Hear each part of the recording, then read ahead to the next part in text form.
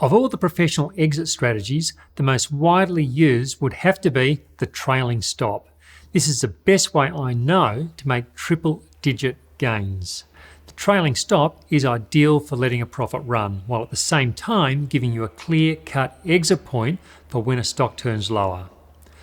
But how do you set a trailing stop like a pro? Well, I'm going to show you in this video. You'll learn the limitations of a simple percentage-based trailing stop, and I'll explain the method that many of the pros use. You'll also hear about the special tweak I make to my own trailing stops. If you can master the art of this professional exit technique, then you could open the door to some amazing profits. Now, a quick reminder, if you're new to my YouTube channel, make sure you hit the subscribe button below the video and then click the bell icon to get notifications of when I release a new video. Okay, so I recently got a great question from a member of my trading signal service. It was about trailing stops and the calculation that I use to set them. Here's what he asked. Question on trailing stops. Most appear to be around 25%, but some are much more, for example 40%. Can you give any insight to how stops are decided? Now, that's an excerpt from an email a member sent me. It was the inspiration for this two-part video series on trailing stops. If you missed the first one, well, go back and watch it. I explain the key mechanics behind a fixed percentage trailing stop. Now, this is a great strategy for maximizing upside and providing an exit point. It's also a method you can readily apply yourself. Okay, so this video takes trailing stops to the next level. I'm going to explain how many of the pros use volatility in the calculation. This is going to give you a new perspective on the exit strategy. Now, as you know, stocks trade within a daily price range. For example, today's range could be $4 to $4.10, and tomorrow's, well, it could be $4.04 to $4.12. The range is typically different each day. Now, a single range doesn't tell you much. It's just a high and a low. But a series of ranges, well, that's different. It can tell you a lot about the current trading conditions, and this can help you prepare for what's going to happen next. So here's what many of the pros do. They calculate an average trading range, or an ATR, for each stock. So what this does, it provides a guide to share price volatility, and then they use the ATR to set a trailing stop. Have a look at this. The graph shows a hypothetical trade in a company called Zipco, a buy now, pay later business. And so you know, I've chosen a relatively volatile stock for this example. This will help show you the potential advantage of using a volatility-based trailing stop. Okay, let me explain what's going on. A key point for any trailing stop is the share price high. This is the level from which you calculate the exit price. The share price high is a fixed point until the shares reach a new high. For example, if a stock hits a peak of $5, the trailing stop will hang below this point. It will continue to do that until the share price makes a new high above $5. I've marked two sets of share price highs on this chart. There are of course many more highs within this trade. I'm just highlighting two for this example. Now, the first figure on the graph is 52%. This is the distance between the share price high and the trailing stop. Just to the right, you'll see 35%. The gap between the high and the stop is smaller. And remember, the trailing stop calculation for both exits uses the same share price high. So why is the gap narrowing? Well, it all comes down to volatility. Have a close look at the share price in the lead up to the high. There are several big trading ranges as the stock surges upwards. Zipco more than triples in value in 4 months. A professional trading strategy will respond to the greater volatility by widening the stop. The purpose of this is to reduce the odds of the larger trading range triggering an exit.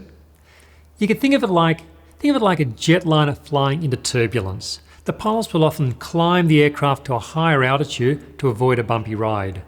The average trading range trailing stop, well, it's doing something similar.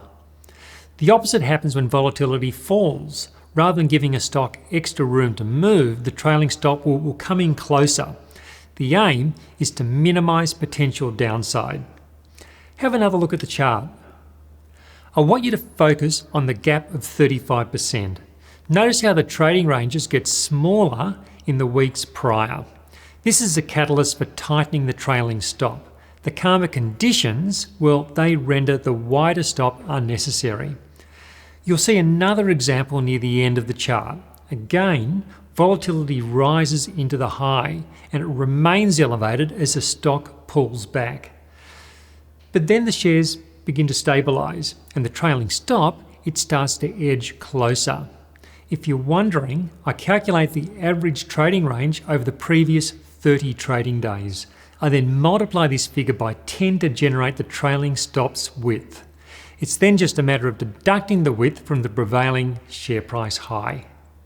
It's important to note that these aren't magic numbers. Other combinations will also work. As I've said in the first video, it's important that you know what you're trying to achieve. Short-term traders, well, they're going to set their trailing stops relatively close, while medium to longer-term traders, well, they're going to allow their stocks more breathing space. I also use a special extra feature in my own trailing stops. The closest it will get to the stock's high is 25%. This provides a trade with plenty of breathing space when volatility is low. What I've found is that volatility can sometimes get very low during a period of consolidation, and this can sometimes trigger the trailing stop unnecessarily. Having a minimum width for your trailing stops, well, that helps avoid this. So, which is better? Is it the average trading range method, or does the percentage method win the day? So let's start with a few stats from the average trading range method. The widest gap between the share price and the trailing stop was 56%. The narrowest point, well, that was 27%, and the average was 42%. Now, some people are going to say that this is too wide, though they simply aren't comfortable giving a stock this much breathing space. And you know, that's okay. You can set your trailing stop closer if you prefer. But remember, a lot depends on your goal. My trailing stops are, well, they're wide by design. The aim is to maximise the time in large share price trends. This is how I stay on some trades for well over a year. If you're targeting shorter term moves, then a faster acting strategy, well, that may be more suitable. But if it's the big trends you're after, I believe you need to give them room to move. Now, let's go back to the stats you saw a moment ago. These figures will be different for every trade. Many stocks will be considerably less volatile than Zipco, and they'll have a closer trailing stop, while others, well, they'll have higher volatility. And this is the beauty of the approach. By using a stock's average trading range to calculate the trailing stop, you create a unique exit for each trade. It's a bit like comparing a tailored suit to one off the rack. The ready-made suit will probably do a fine job, but it's the tailored suit that may give you that little bit of a better fit. Check this out. This is the same trade in Zipco that you saw earlier, but this time it doesn't use the average trading range stop. Instead, it has an off-the-rack 25% trailing stop. The result? Well, it's an early exit during a period of sideways trading. Okay, let's try this again with a 30% trailing stop. The wider exit stop helps stay in the trade for longer, but the lack of flexibility, well, it still leads to an early exit. And that's because the percentage stop doesn't adjust for volatility.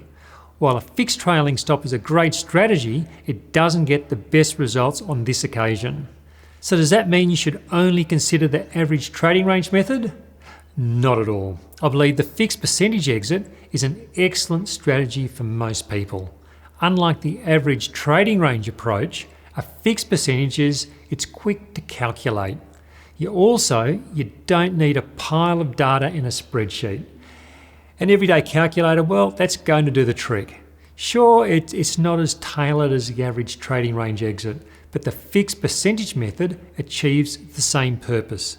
It lets your profits run and it gets you out when the trend turns. And best of all, you have the know-how to do the calculations yourself. Many people don't have a strategy for selling, but you do. I hope you take full advantage of it.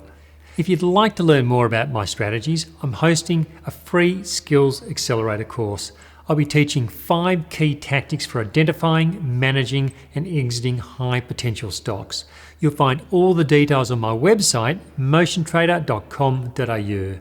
As always, if you enjoyed this video and thought it was valuable, then please click the like button and share it with your friends.